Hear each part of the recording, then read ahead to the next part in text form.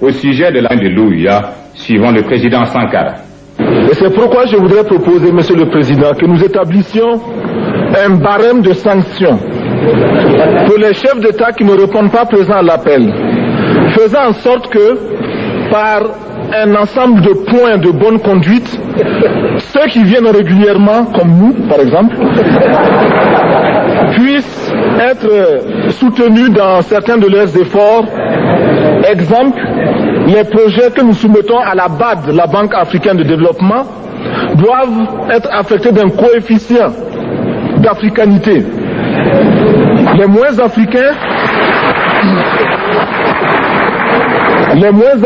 seraient pénalisés.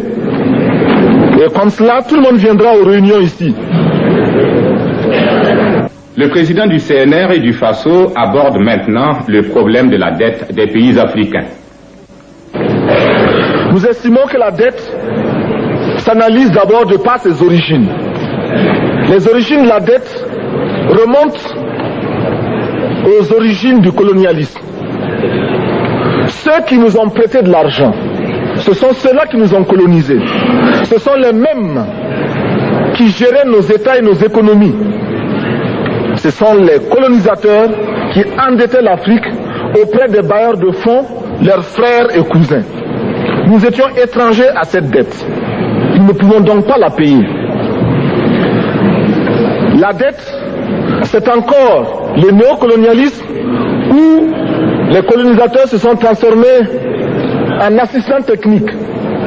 En fait, nous devrions dire qu'ils se sont transformés en assassins techniques.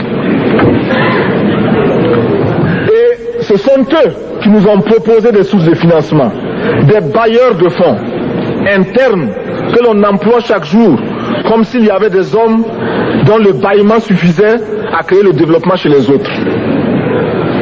Ces bailleurs de fonds nous ont été conseillés, recommandés. On nous a présenté des montages financiers alléchants, des dossiers. Nous nous sommes endettés pour 50 ans, 60 ans, même plus.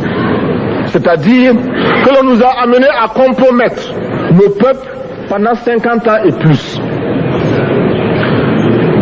Mais la dette, c'est sa forme actuelle. Contrôlée, dominée par l'impérialisme. Une reconquête savamment organisée pour que l'Afrique, sa croissance, son développement obéissent à des paliers, à des normes qui nous sont totalement étrangères, faisant en sorte que chacun de nous devienne l'esclave financier, c'est-à-dire l'esclave tout court de ceux qui ont eu l'opportunité, la ruse, la fourberie de placer les fonds chez nous avec l'obligation de rembourser. On nous dit de rembourser la dette. Ce n'est pas une question morale. Ce n'est point une question de ce prétendu honneur que de rembourser ou de ne pas rembourser.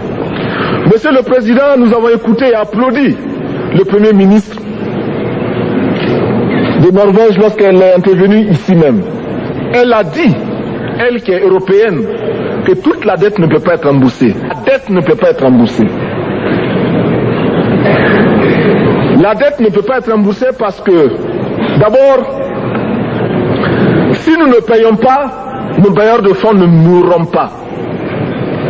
Soyons-en sûrs. Par contre, si nous payons, c'est nous qui allons mourir.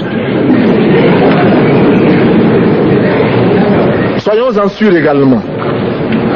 Ceux qui nous ont amenés, ceux qui nous ont conduits à l'endettement, ont joué comme dans un casino.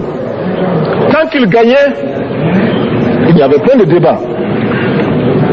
Maintenant qu'ils ont perdu au jeu, ils nous exigent le remboursement. Et l'on parle de crise. Non. Monsieur